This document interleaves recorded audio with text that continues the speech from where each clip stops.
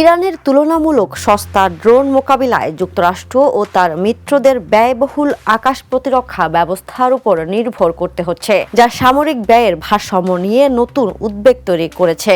বিশ্লেষকদের মতে একটি ইরানি ড্রোন তৈরিতে প্রায় $35,000 খরচ হলেও সেটি ভূপাতিত করতে ব্যবহৃত ইন্টারসেপ্টর ক্ষেপণাস্ত্রে ব্যয় হচ্ছে $5 লাখ থেকে $40 লাখ পর্যন্ত। বর্তমানে ইরান ইসরায়েল সহ উপসাগরীয় অঞ্চলে মার্কিন ও মিত্র ঘাঁটিগুলোতে ব্যাপক ড্রোন হামলা চালাচ্ছে। প্রতিদিন গড়ে হাজারো ড্রোন ছুড়ে প্রতিপক্ষের প্রতিরক্ষা ব্যবস্থাকে চাপে ফেলছে তেহরান। ওপেন সোর্স তথ্য বলছে তাদের কাছে বিপুল শাহেদ ড্রোন মজুত রয়েছে এবং নিয়মিত উৎপাদন সক্ষমতাও আছে।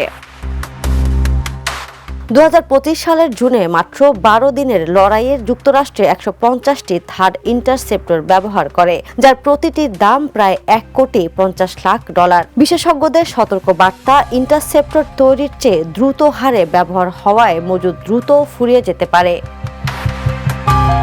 খরচ কমাতে এখন পশ্চিমারা গাইডেড রকেট ও লেজার ভিত্তিক প্রতিরক্ষা ব্যবস্থার দিকে ঝুঁকছে, তবে সেগুলোর সক্ষমতা এখনও সীমিত। আন্তর্জাতিক ডেস্ক, দ্য নিউজ।